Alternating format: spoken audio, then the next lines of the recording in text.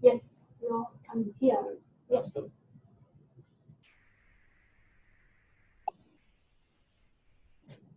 Hello. Hi, how are you? Hey, Donna, how are you? Good. I must have had a different link because I was sitting on another one and nothing was happening. Anyway, I've just come into this one, so we're all good now. Can you hear me okay? Yes, I can hear you okay. I guess because Katie, I think she sent you a link 2 weeks ago. Yeah. And today she registered you in as a participant, I guess. Okay. Yep. And how many participants do we have today? 4 online, and the rest of the team will be here with me in a minute now. I'll bring them. Okay. Yeah. All right. Can you turn your volume up a bit? I can hardly hear you. Okay. Yeah. I'll turn it up to. Hello. 1, 2, 3. Testing. Yeah, still the same. Still the same. Okay. Yeah. Turn it up a bit.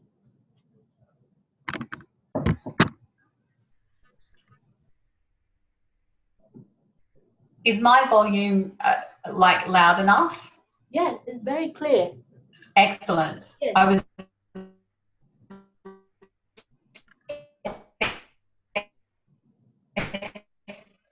I was testing it, making sure, because out in the country.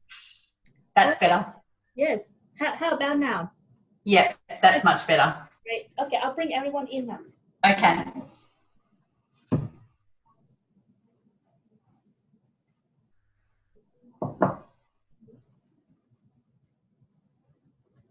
Yes, they're coming now. And I will. We turn off our video. Just keep yours. Now, can I just ask you the board behind me? Yep. Is that the wording the correct way? Yes, wording in the correct way. Great, because you have to mirror that on Zoom. Yes. It's very tricky. Yes, I know. Okay, so I'll turn mine off, and I'll give the full screen to you. Okay. Yep. How do I do that? Full screen.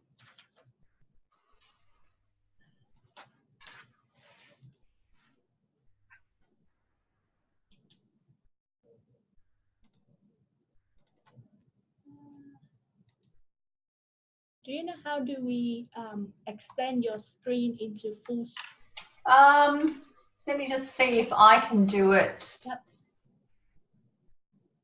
No, I can't do it from here. And if you, is it possible when everyone is in there to turn your video back on so I can see people? Yes. Okay. Okay, great. Okay. I'll wait in 1 more minute. Somebody. Yeah. Now. That's okay. I wonder if, because normally when a person speaks, normally then it becomes the full screen. So there might be a setting on your end. Let me quickly look at the window. I've got, I'm full screen now. Am I for you? No. So double click on me. Yep. Does that do it? It still remains three little boxes.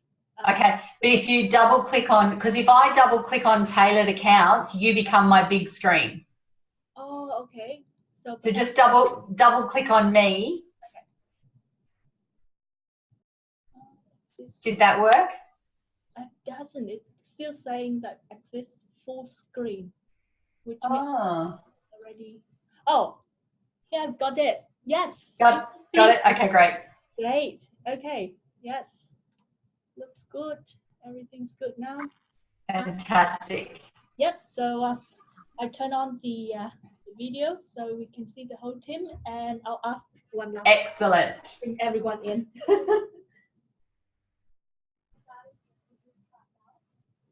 Have I got anyone in the room?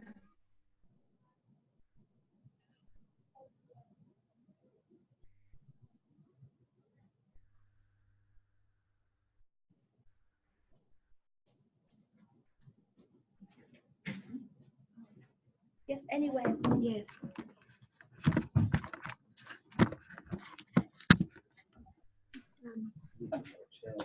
Oh, fantastic. Yes. Also, get more chairs.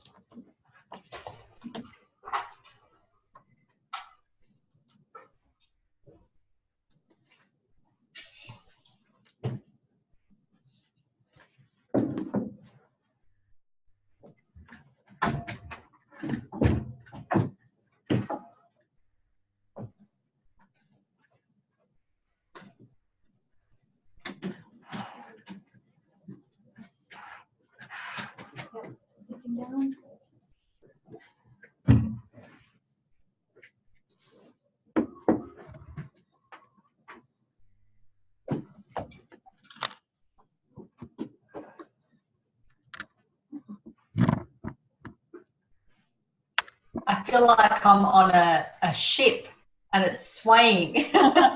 Yeah, I'm trying to find the best angle. No, that's fine. As long as I can see a couple of people, it just gives me, it just is a better feeling than talking to black. Yeah. Okay. And we've got a couple of others who have joined in as well. Hi, everyone. Hello. Hello. And we have one gentleman surrounded by women. Wonderful. A man, actually. I don't know. Man. Okay. So would you like me to get started? Yep. Okay. So today, I hope you've all, I can see some pens and papers, which is great. And today is strategic thinking. And I'm sure this is something that you use all the time, especially in your job roles, or those of you, I think a couple joining in maybe at university, I'm not quite sure. Would that be right? That's right, yes. The couple joining us are at university studying accounting? Yes, currently. Okay. Yes. Okay, fantastic. All right. So as you would know, I'm not sure if everyone's been to these sessions before, but my name's Donna, and I think it's been 2 months now since I've spoken to you guys. So I'm sorry, but I was on a long, wonderful walk in Spain. Okay, so strategic thinking. I want to just get a little bit of input. Now, today is not death by PowerPoint as we have had some. I hope not too boring, but today is a little bit more interactive because I need to maybe gauge a bit of understanding as to who understands what is strategic thinking. So if someone can give me any input on what you think is strategic thinking. Anyone volunteer? Be brave. No? No one's given up. Okay.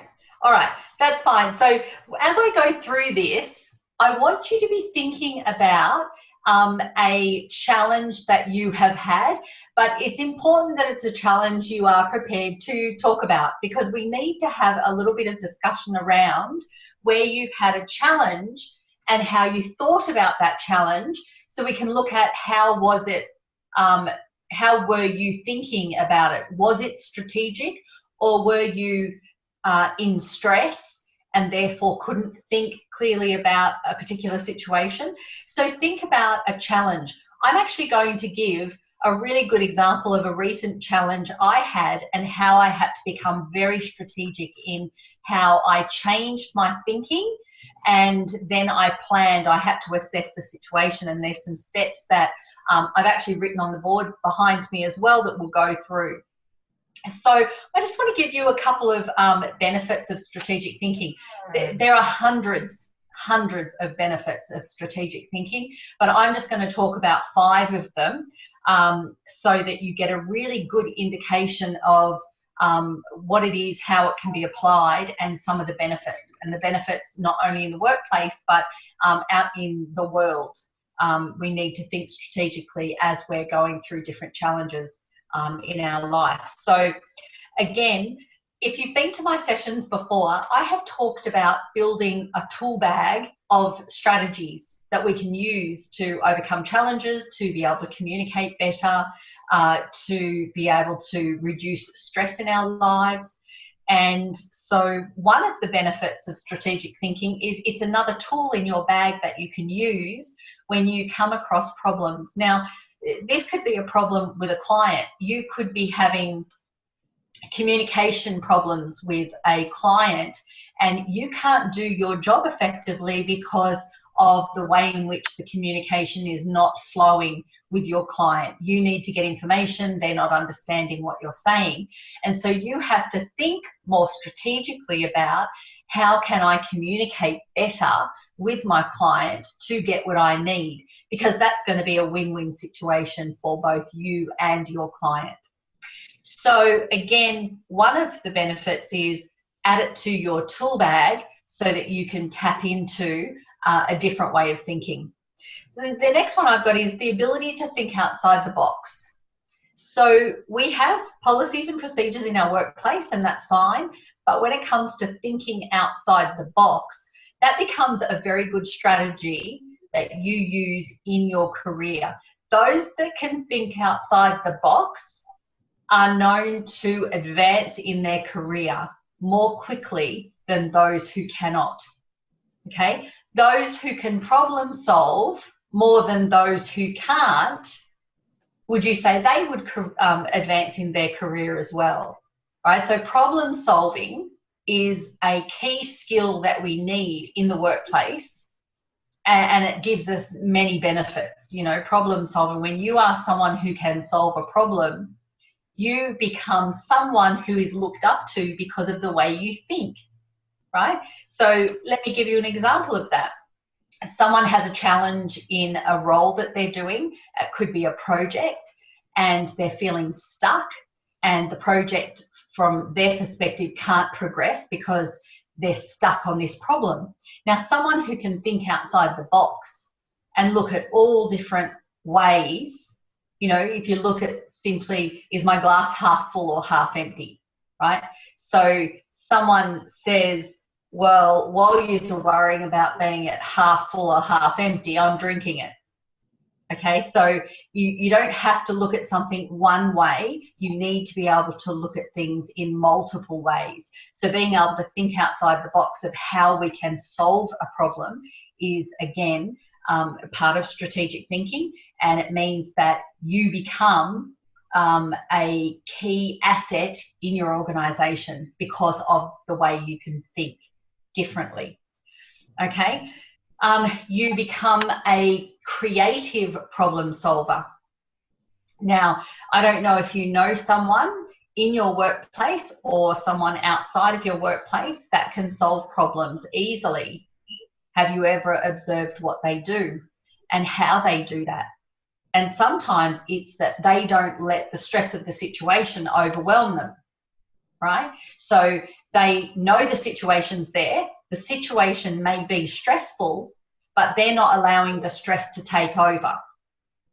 All right. Now, that person, and I apologize in advance if you are this person that I'm about to talk about, but you can change if you are. If you are the person that just ends up feeling like you're going to explode and so stressed that you can't function, you are not being creative in your thinking. You're not being strategic in your thinking. You're getting overwhelmed with the stresses of the situation. And those people can tend to become so overwhelmed they have sick days, or so overwhelmed that they don't participate in conversations and communicate about problem solving. So if you do find yourself in that situation, then you should go back to some of the communication strategies that we have spoken about before, or look up some different tools. Reach out to me about what are ways in which I can reduce that fear, because when we allow that to take over, we're no good to ourselves and we're no good to the team because we're too overwhelmed with it. So being a creative problem solver means that you are, again, more emotionally intelligent, where you go, I'm overwhelmed with this right now. What do I need to do? Do I need to go for a walk? Do I need to breathe, go to the bathroom and take 5 deep breaths? They're very, very simple strategies, okay? 5 cups of coffee is not one of those strategies, okay? So you have increased planning skills. When you're a strategic thinker, your planning skills increase, you know, tenfold, because when you look at what you have to do. So for example, I'm a super planner. If I told you all the things that I did today, and then to be ready for 4 o'clock this afternoon, and I was here in front of my computer at 3:30, making sure that the sound is right and everything else is right, because I'm using different technology today. So I have to be a really good planner, because I need to allow myself that space for strategic thinking.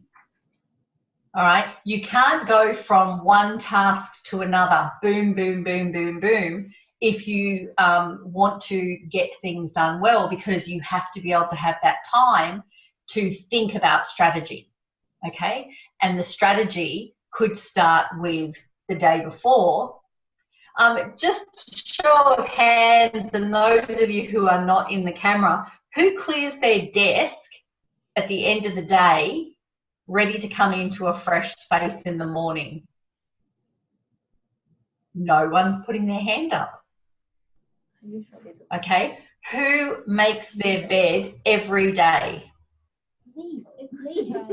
Are you serious? No one's putting their hand up? I come down and take it. Has anyone got their hand up? It's my hand, but it doesn't show here in the camera. I make my bed every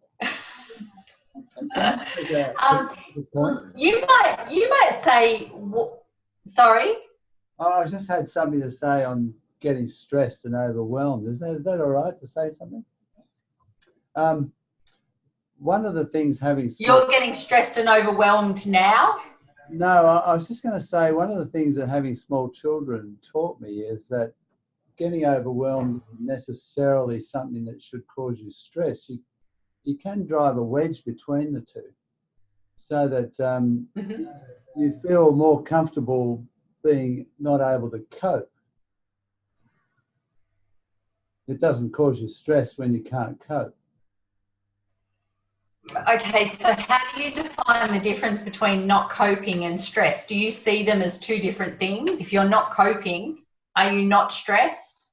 Well, I think there's always an assumption that if you've got a lot of things to do, you've got to somehow cope with doing them. Yeah. So, yes, you are right. If you can sort of break that connection and say, well, I'm not coping, I'm overwhelmed, but I'm okay, I'm feeling good. This feeling will pass. I'll just simply do one thing at a time until it does.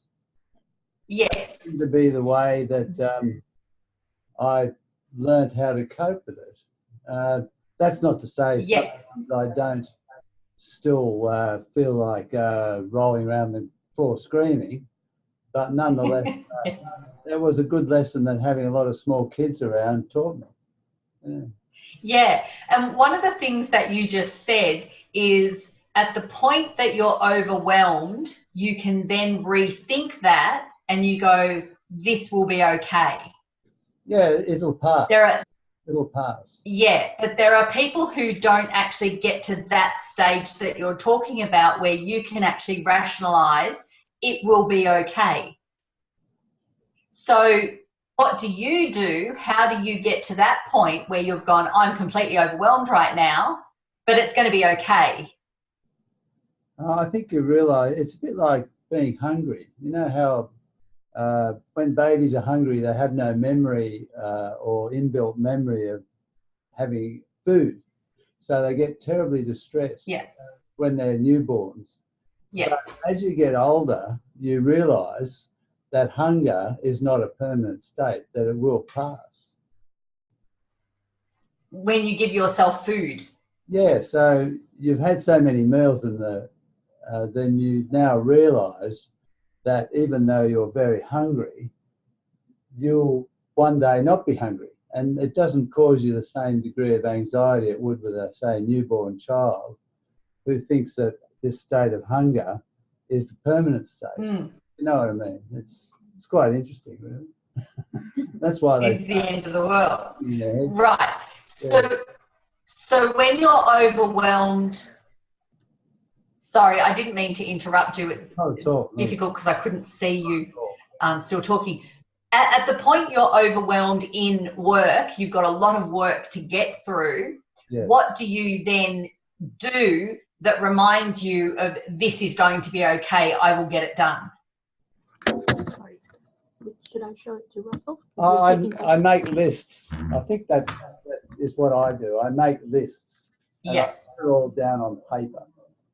And when you've made that list, do you what happened? Do you get joy out of crossing the list off? Oh, exquisite. It's really a great feeling when you can cross stuff off. Okay, so, and this is a really good point, because when you look at planning skills, a planning skill is writing a list and being able to cross that off. And when you can cross that off, you physically feel the pressure starting to dissipate, right? So that comes back to your increased planning skills. Right. So again, you've got to, sometimes we forget that the little things that work for us. A simple highlighter through a job task done is a really simple thing to do, right? But sometimes we forget to do that. So what we need to do is remind ourselves, and that's part of the strategic thinking of, how did I get through this before? What did I do before that took some of the pressure away? I wrote a list. I crossed things off. Or I talked to someone about it. It's a very unusual feeling. So, okay. So now we want to think about action. The fifth one we have here is action instead of worry. Now, writing the list is an action step. What else could be an action step? A second ago, I said, talk to someone about it. If you know someone in your organisation who is a super planner, you should be talking to them about how they became such a good planner, because they're some of the skills that you can pick up. Now, if you're not someone who writes lists, sorry, so what was your name? My name's Russell. Russell. So yeah. If you see Russell as a super planner and he writes lists and you see him crossing them off, you would ask him, so tell me how this works for you. Because Russell might go, well, you just write a list. Well, sometimes it's not as simple as writing a list. Sometimes we have to write a list and we have to prioritize the list. So your thinking skills, your strategic planning skills need to come into how to prioritize. So Russell, how do you prioritize? Well, the first thing to do is get it all down on paper. And then you look at the list and I guess you look at the things that are going to explode in your face, really. So if... Did you say explode in your face? That's right. You do what you're going to get hung for first. That's my expression. So if you're going to get hung if you're not doing something, you do that first. So if Harry says do X by lunchtime, then obviously that's a priority. If my wife says don't come home unless you've done this, then that's obviously a priority. Yes. Don't come home unless you bring the milk home. Exactly. And if you know, so, and then out of the list falls these things. There's, I think, I'm sorry for monopolising this. There's three. I operate on three categories: must do, should do, and nice to do. Yes. Well, and please don't apologise. You're not monopolising it, because examples are really important. If someone else in the room or who has come in via video link is not a good planner, these are really good tips, because we all need to look at someone else's perspective of how they get stuff done. And when we want to think strategically about something, planning and being able to prioritize our tasks is key. One, if you simply think about, if I prioritize my day, will I get tasks done and completed, and will that give me a sense of satisfaction at the end of the day? Because how do we feel when we go home at the end of the day and we feel like we've had a full day like everybody else? We've all had these 8 hours or 10 hours, whatever it might be, and I don't feel like I actually achieved anything, or I don't feel like I got the important stuff done. I procrastinated and I got the simple stuff done, but now I'm going to have to explain myself when I come back to work tomorrow. Now, what is this doing to our brain our ability to go home and connect with those we want to connect with at home, or to be able to just simply relax and let go of work, right? So if we are not able to plan our day and plan priorities in that day, we are actually building up stress, or we're building up self-doubt in our ability. And then we have to come and explain ourselves the next day because we didn't meet a deadline. Now, if we have that plan and we have 12 tasks on that plan, and we made sure that we had the first top 5 done. If nothing else, I have to get these top 5 done. What's the difference when you walk out at the end of the day? Right? You come in, you do it again, and you become much better at it. It's the start of a more positive cycle, opposed to the negative, crazy 8 that we do, where we're just repeating the same process and we're coming up against the same challenges. Right? We're not thinking strategically about how we can improve what we need to do. Right? Now, if you have to increase your communication skills, or you have to increase your time management skills, you need to prioritize that as well. But here's the thing, you don't need to go to a day course to start that process. Great if you can go to a course and it gives you really good tools, but also look around you in your organization. Who has the skills that you're lacking? And you simply say, so if I wasn't a good planner, I might go to Russell and I can say, Russell, could I spend half an hour with you, and could you show me how you plan in the morning? If you're happy, I will come in early to do that if you're here, or if you could just spare a little bit of time for me, that would be great, because you want to get better at it. So again, let me just reiterate some of those tools. So strategic thinking is a tool, and it's a tool that's valuable for the rest of your life and your career. Your ability to think outside the square means that you have this ability to think differently from others. You're not stuck. My ability to think outside the square has made some significant differences in my life. The ability to be a creative problem solver, okay? That's a very valuable tool. And increase your planning skills, and then action instead of worry. I could sit for 4 hours and worry about something that I can't do, or something I haven't done, and worry, or I can use some techniques to be able to then do the action, one action at a time. Sometimes is all you need to do. So action opposed to worry. Okay? Now, when we think strategically, we need to look at you and the organization. All right? Does your organization want you to think strategically? Do they want you to come up with some solutions to problems? Do they want you to give input? And if so, you have the space to do that. Okay? And then you and the clients. Do you think your clients want you to think more strategically when you're dealing with their money, with their finances, with their future? Do they want you to become a strategic thinker, someone who can problem solve? Imagine if you went to a client and you were able to tell them how to do one thing differently that saved them $5,000 a year. Right? You are a valuable asset to that client.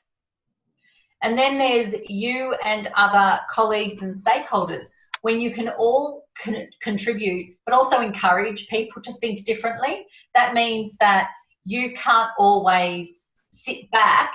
You've got to be able to contribute and give ideas, hear what someone else has to say. And if you don't understand, the only way you can become better at your thought processes is by asking questions.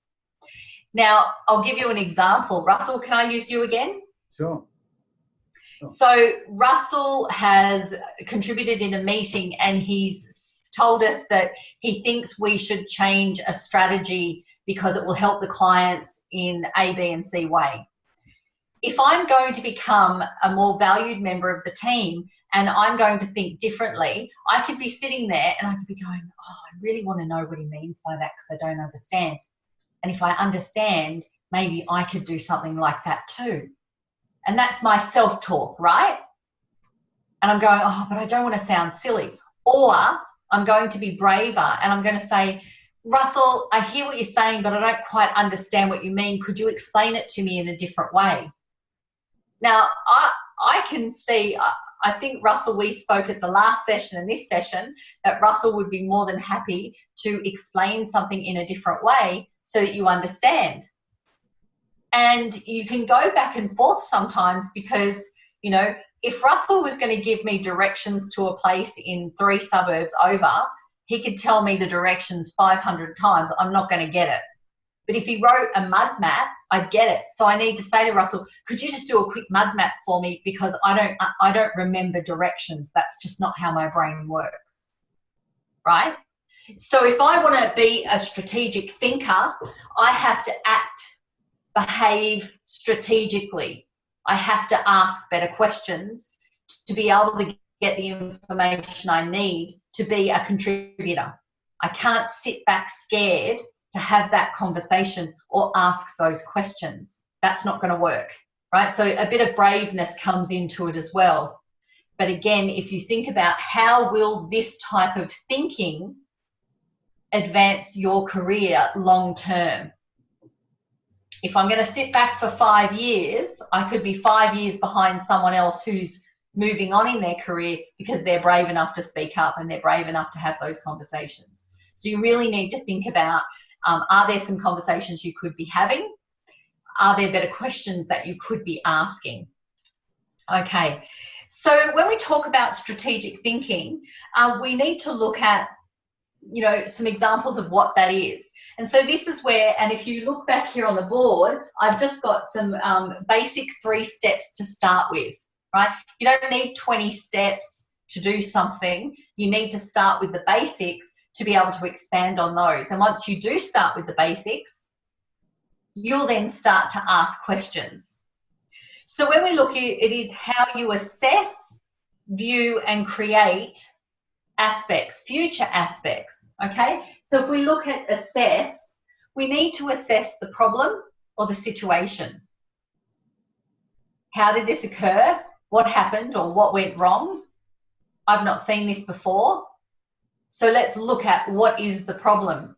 So I hope everyone has thought of a problem that you can connect this with, okay? So once we've assessed it, we have a clearer vision of what the problem is, okay? And I'm going to put this into real terms with a personal experience I had recently so that you can understand how this works, okay? Then we look at view. Ask yourself, ask others for the perspective. What is your view on this? How do you view the situation? Someone, you know, how many people are around the table? 6? There's 6 of you there? 6, 7, 8. 8. 8 around the table? Okay, so you could effectively have one problem and 8 different perspectives. Or you could have one problem and 5 different perspectives, even though there's 8 people in the room, including others who are videoed in. So we need to talk about it. If we don't talk about it, we don't understand people's different perspectives. Okay? So then when we look at create, that's when once we understand an issue, a problem, or even a new way of doing something, we can create a process, a solution, an idea, anything. But we have to know the details, therefore it has to be discussed to get a different perspective. Okay? So when you look at, and this is in your life, this is in career, this is in relationships, family relationships, friend relationships, it's in everything, okay? Because everybody has a different perspective. I'm sure you can all think about a time where you've had a miscommunication with someone and there was some kind of debate or some kind of disagreement, but that's because everybody didn't understand each other's perspective on the situation. So we need to hear what the perspective is, what people think. Okay. So how you think about something, that could be the difference between feeling hopeless or hopeful. Right? So how you think about the situation can also benefit on how you find a decision. Now, in a workplace, we have those eternal optimists, positive about everything. We have the people who are just damn negative about everything, and then we have our in-betweeners, right? So I will tell you, in a project situation, we need all of those. We need the optimists, we need the pessimists, and we need the dreamers, you know, because everybody will give a different perspective in that particular project. Okay, so I want to tell you about a personal situation that I had to be really strategic in my thinking. But before I do that, I just want to make sure that everybody, and Russell, I'm going to give you this task. Sure, yeah. Go around the room and just ask if everyone has a problem in mind. Doesn't matter what the problem is, as long as you're prepared to talk about it. All right. Well, I'll ask around the table. We'll just go around the table, shall we? Yeah. So, we'll start with my opposite number, Penny. Have you got a problem, Penny? One you can share, not. In the workplace. Just think of one. That's all. Just think of one. Sometimes it's hard to. I don't think you need to talk about it. No, you don't need to say it. You just need to have written it down. Just one in your head. Yeah. Have you got one in your head? Just, yeah. Sorry, I don't know. Adriana. Adriana and Sarah and you've all got problems. My wife has a problem. You've got a problem, man. And you've got a problem. I've got a problem. And Me? I think we've all got something in our minds. Okay, all right. So and problems are part of life. They're there to solve, so that's okay. All right, so I'm just going to give you an example of where I had to be really strategic in my thinking. So recently, I went on a big long trek across Spain. It was an 860-kilometre walk over 33 days. And I actually allowed myself, I thought, 34 days. Being that I'm navigationally challenged and not particularly versed in a lot of long travel, especially like this. In the first couple of days of my trek, I actually worked out that the book I had that mapped out my days was actually 33 days, not 34 days.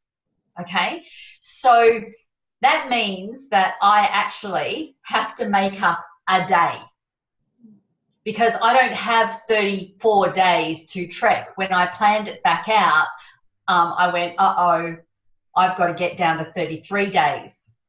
So over the next umpteen days, and I actually got to day 20, and I still had not completely made up a full day of trekking. So looking at the map and knowing I was carrying 10 kilograms every day, and I was walking between 26 and 30 kilometres a day. And at the end of each day, I had nothing left. I was physically and emotionally exhausted, because that's actually walking. You're walking a long way. And sometimes you're walking up hills and there's steep descents and you have to fuel your body, all of those kinds of things. Now, for a while there, I could have gone, oh my goodness, I'm not going to make this. And there were also other options. There was an option to take my pack off, and I could actually have my pack sent forward to wherever I was staying. But I didn't want to do that, because part of the trip was you walked with your pack and you walked every step because you were a pilgrim. So I had to think, this is not a punishment. This is actually a trip of a lifetime. But I'm not going to send my pack forward. I'm still going to carry my pack. So I had to think about how many kilometers extra could I do a day and still be okay physically, because you can't injure yourself. So you have to think of time, injury, and you also have to think about, if I walk an extra 5 kilometers, is there somewhere to sleep? Because there's not always a place to sleep every time you get up and walk, because you weren't booking anywhere, you were landing at different, what were called albergues. So you can see some of my thought patterns could be, if I wasn't a thinking outside the box kind of person, I could have gone into stress. I could have worried about how I was going to do this, and I could have gone, I'm just not going to make it, except that I had an end flight booked. So everything was quite planned out. But we would, you know, I was trusting that I would find accommodation each day, to which I did. But by day 25, I had still not made up another day. So by day 25, I then had to really nut out how many kilometers I was going to have to walk. And then I had to look and make sure that there was accommodation. And each day, no matter what, I had to make sure that I dug deep and walked that extra bit to be able to do it. And I was very pleased to say that by day 33, I walked into my end place by 4 p.m. in the afternoon. And when I did that, I had planned it, but I actually could not believe I physically made it. And made it on the 33rd day. Okay, so when I go back to the 5 things that I was talking to you about, the 5 benefits in the beginning, right? I had to, the first one was tools. I had to tap into many different tools. I couldn't allow myself to become stressed. I had to make sure I thought about every aspect, my well-being, right?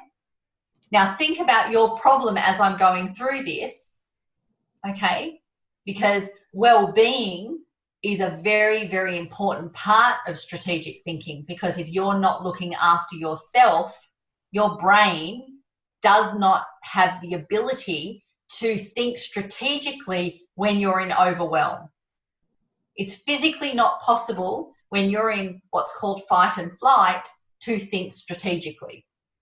Okay, I had to think outside the square. You know, the book says you do this, and I'm going, right, well, I'm a bit behind already, so I need to think differently. A creative problem solver, I then had to think about all the different kinds of logistics of getting up earlier, being more prepared, planning things the night before. And then that coming to my planning skills. And I had to take action instead of worry, and just let things, if I had the planning in place, the worry just could go away. Okay, so when I was talking to you before about, if you don't plan and you leave work every day and your desk is a mess, or you've got unfinished business, or you haven't written a new list of priorities, then you take that worry with you. Unless you have, if you have the ability to leave it at the door, that's fantastic. But you still have to face it the next day. Okay? So I want you to think for a minute about your problem. Now, whether this is a problem you currently have or a problem you have had that is still there or has gone away, I want you to think about the 3 aspects of it.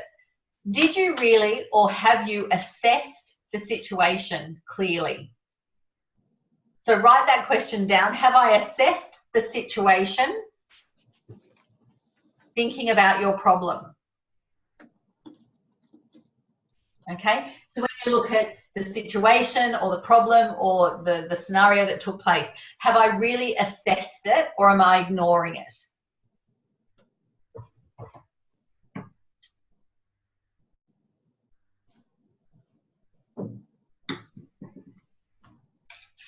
And be honest when you're answering that. No, I haven't assessed it. I've tried to ignore it. I don't know how to assess it.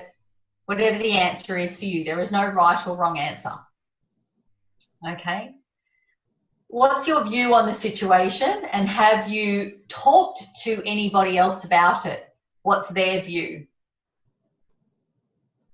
And you should also think about who you talk to about it as well, because sometimes the last person I'm going to talk to about maybe some problems are people who are my good friends, because sometimes they just tell you what you want to hear, and that's not what you need.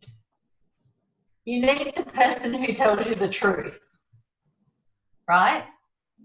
No, maybe you didn't handle that very well. I have probably, and you don't need to have a handful or a dozen, I have about 3 friends that will call me out on my nonsense, okay? And they're the good ones to have.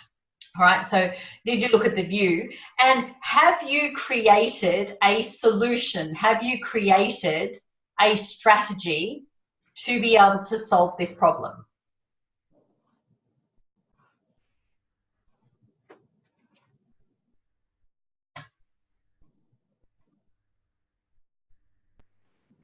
And then if not, if the answer is no, if not, why not? And write the truth. If not, why not? And call yourself out on the truth. What's the real reason you haven't? If you have, did it work? Was it the best outcome?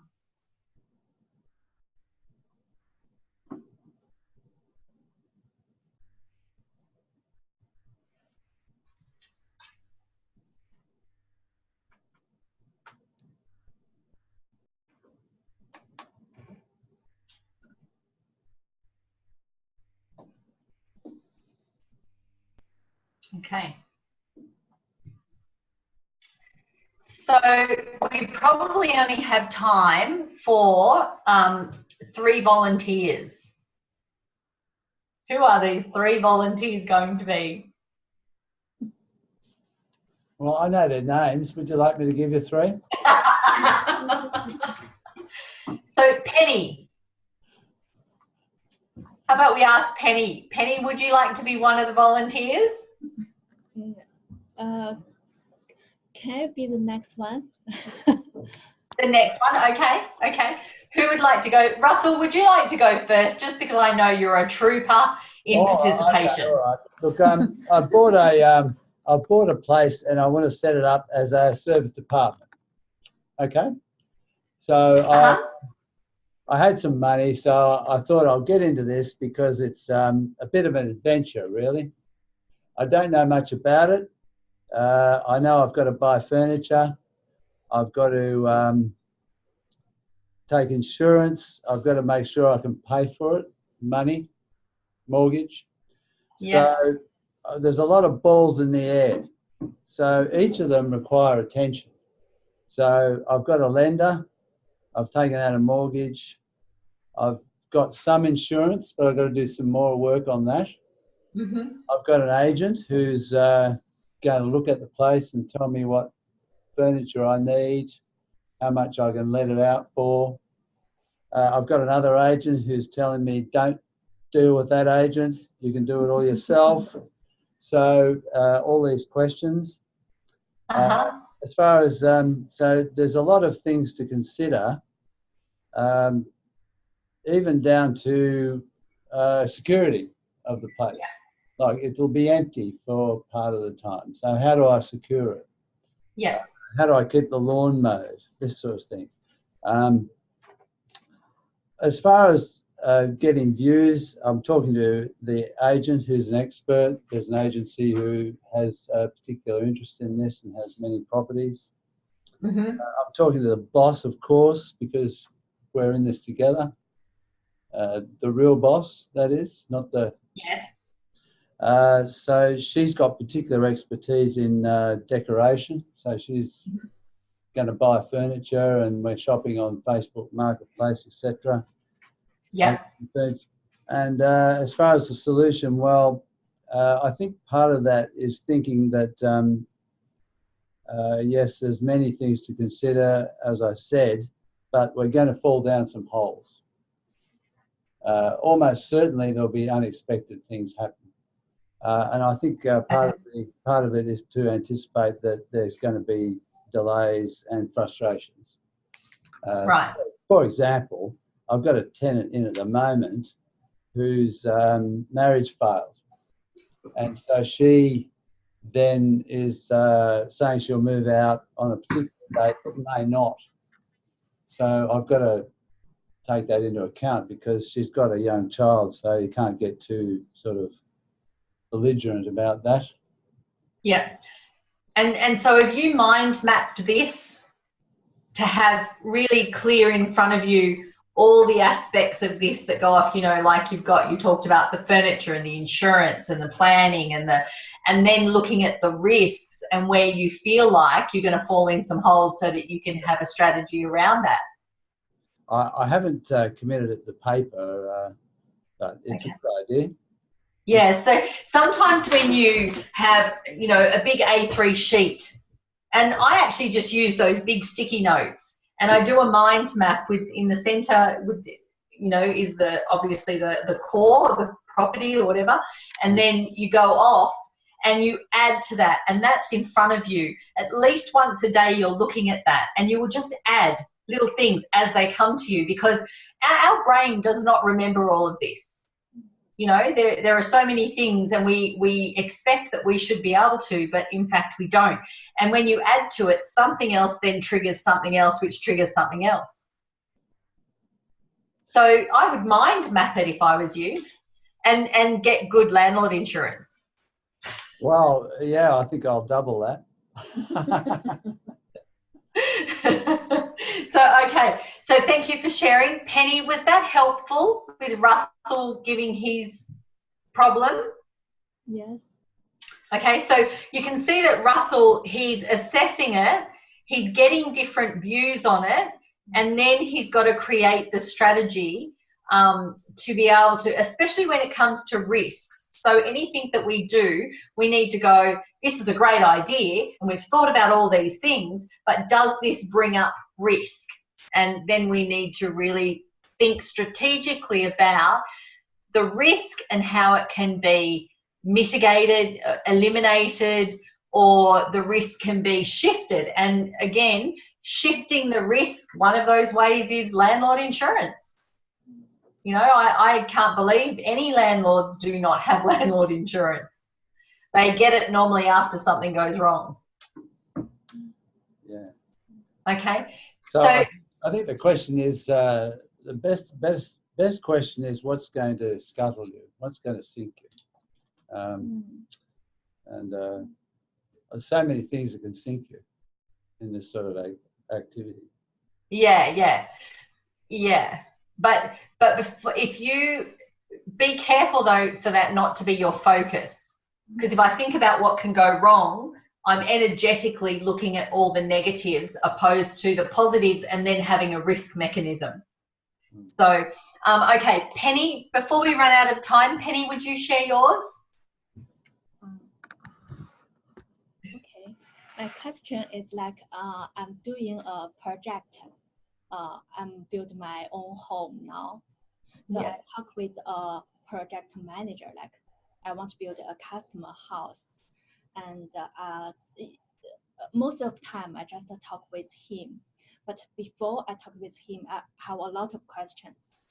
And from maybe from the beginning, how to design the home and how to get the approval from the government, and how to do the interior design like that, and once that build the home. So I will list all the questions. Maybe I will build a map, like a procedure.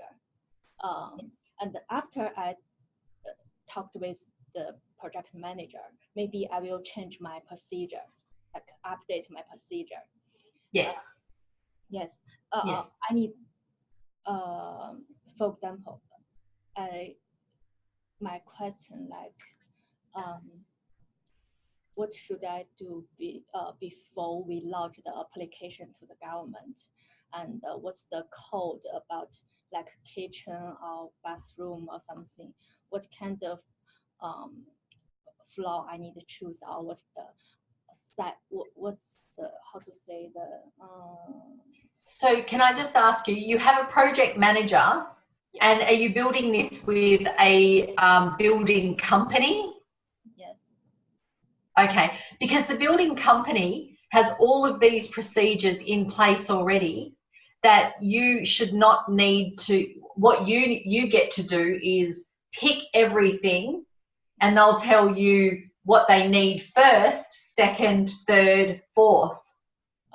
Yes, but sometimes I need like prepare something before they tell me what actually. Like for example, before I think I'm like an organized person. Before I go to see the interior designer, I will. Oh, you want to know it? Yeah, I want to let her know what I want, like kitchen or something. I will I have the timeline. What time I need to prepare something, what time I need to prepare something, like that. Yeah. Okay, so what you can look at is, when I was talking before to Russell about a mind map, have you ever done a mind map? Yes, as a simple. A simple one, okay. So if you look at a simple mind map of, here's your house in the middle, and then branching off to all of the aspects of, first of all, you've got so many different aspects of the house, you know, every room in the house, but you've also got your roof, you've also got floorings, you've also got the yard and the landscaping. And so you branch off into all of these aspects so that you then have an idea of what you want to think about and where you would need to go. And then you can do, because I suspect you would be able to use spreadsheets very well. Yeah, I use. Yeah, so you can actually do a timeline in your spreadsheet once you've mind mapped it, right? Look at project management tools, how you can then have all of that mapped out into the timings and who actually needs to do those tasks, because that will allocate whether you're the one who needs to go out and pick colours, or you're the one that needs to go out and look at designs of things. And then you can come back to your project manager. Because one of the things that happens, and I've built a few houses, is that because you haven't gone and looked at this, sometimes you get a bit pressured to make a quicker decision, but you're not ready to make the decision yet. When a builder's building the house for you, you tend to have a bit too much pressure on you. So if you mind map it and then put it in your Gantt, like do a Gantt chart. And there's some really great examples of Gantt charts where you can timeline it and also allocate the task. And that way, when your project manager comes to you and says, what kind of lighting do you want? You go, oh, yes, I've already got that sorted. This is what I'm having. Yes, yes. Yeah. So mind map, then Gantt chart it. And so that's when you're looking at assessing the whole project, right? Your view and your ideas, because when you've got the time and space to come up with these ideas, right, you can sit with that and visualize exactly what you want it to look like, and then you're creating the solution. Is that helpful? Yes, yes. Thank you. Okay.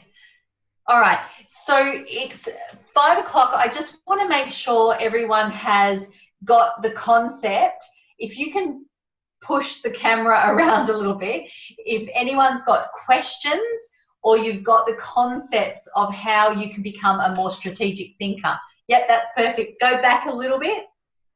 Okay, so guys, have you got any questions? Can I ask one, Donna? Yes. Donna, I've heard that phrase, think outside the box, but I don't really know what it means. It seems to mean different things for different people. Okay. So if you think about, the other term is think outside the norm. So sometimes in organizations or industries, there's a normal concept of thinking. When you're thinking outside the box, you're thinking in a way that's not the norm. You go, well, okay, I'm just trying to think of a quick example.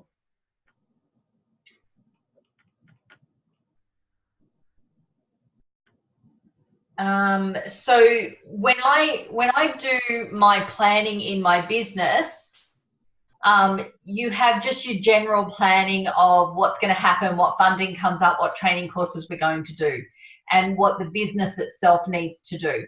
Now, as the climate changes, as funding changes, sometimes the government says, we're not going to fund that anymore. So as a business owner, a small business owner, I have to think outside the box of, well, that's not disastrous. Yes, we've had that funding for 8 years and we're not going to have it anymore, but that doesn't mean to say we can't do something in a different way. All right, so you have, policies and procedures that you have to follow, but you can think differently about how you're going to approach something or how you're now going to do something different because the industry has changed. So thinking outside the box means that you don't get stuck thinking inside parameters that have always been there. You can think outside of those parameters and get more creative in how you can solve a problem. Does that help? So you seem to be saying that this is something that's pushed on you by, in your example, by changing of government funding for a particular program that you are providing training for. Yeah. Thinking outside the box is something that's not a choice. Well, you can. Let me give you another example that just came up for me. So books now, not as many people are buying hard copy books. A lot of people are buying electronic Kindle books, audio books, right? So the people who were writing the traditional books now need to think outside the box, and they need to understand that not everyone's going to go and buy a hard copy book. I personally still like hard copy books, but predominantly I'm buying Audible. And so Audible books don't cost as much either, so people are not making as much money. So they have to think strategically outside the norm of what they've probably done for a very, very long time, and they have to meet the needs of their up-and-coming clients and different generations who now want to read things online opposed to having a physical book, right? So they've now created interactive books that continue to grow and have videos in them, and you can't do that with a traditional book. So that's very out of the box thinking. If they want to stay in that industry and they want to change with the climate, they have to think differently. And that's where strategic thinking is all about, getting outside that box and being more creative in what you do. Is that a better example? Yes, for some reason I just thought of Alvin Toffler. I don't know why. Who is that? I wrote a book called Future Shock in the early 70s. And the central tenor of the book was that the future is rising up and hitting us in the face before we even could see it coming. Okay. All right, so just before you go, I've just got a couple of I've just pinned a couple. There's a book, if you could share this book, if someone could take on the task to share this book with Harry, he loves it when I tell him about particular books. There's an organisation who gave all of their team this particular book to read, and it's called Traction. Wicken, I think his last name is, I can't see the tag. So Gino Wicken, I think it is, called Traction. And also, I think I've told you about this book before, which is High Performance Habits by Brendan Burchard. And this book is brilliant. As you can see by all the tags, That's how brilliant the book is. I have tags in there for different strategies that he goes through. He has been an author and a teacher of leadership for a very, very long time. And this particular book is very old, and it's a Napoleon Hill book, and it's called The Laws of Success. And there's a couple of quotes in there that I found very relevant for today, and one of them by Napoleon Hill. It's called Laws of Success by Napoleon Hill, and it says, "No man has a chance to enjoy permanent success until he begins to look in the mirror for the real cause of all his mistakes." And that comes back to taking 100% responsibility. So again, no man has a chance to enjoy permanent success until he begins to look in the mirror for the real cause of his mistakes. And this one I thought everybody will resonate with. Don't be afraid of a little opposition. Remember that a kite of success generally rises against the wind of adversity and not with it. So a kite can only succeed against the wind. And so sometimes when we think differently, we are against other thought processes, and that's okay. You can have a really good, respectful debate about ideas without anybody getting offended. And the last one I want to leave you with, I know you have to go, render more service than for which you are paid, and you will soon be paid for more than you render. The law of increasing returns takes care of itself. And so that's a really important one. So thank you for your time again today. Is there any questions before you go? Okay, no questions. Was it helpful? Yes. Yes. Yes. Excellent. Make sure you tell Harry it was helpful. All right, happy Friday everyone, and have a fantastic weekend and stay warm. Thank you. Bye-bye. Bye. Bye-bye. Where is Donna broadcasting from? From office.